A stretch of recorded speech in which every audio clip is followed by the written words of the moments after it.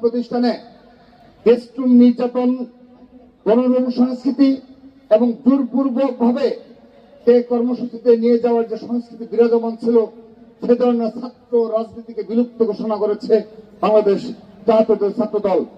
অর্থাৎ ছাত্র দলের কোন কর্মসূচিতে কোন শিক্ষার্থীকে জোরপূর্বক ভাবে অংশগ্রহণ করতে বাধ্য করা যাবে না।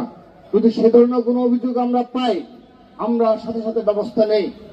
এটি শুধুমাত্র বাংলা কলেজের ক্ষেত্রে নয়, এটি বাংলাদেশের সকল শিক্ষা প্রতিষ্ঠানের শিক্ষার্থীদের ক্ষেত্রে এই কথাটি প্রযোজ্য।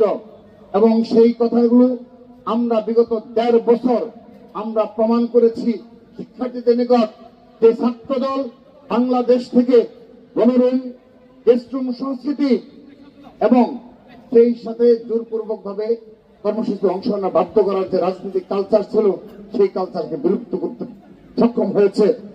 সেই সাথে সকল ধরনের ক্যাম্পাস কেন্দ্রিক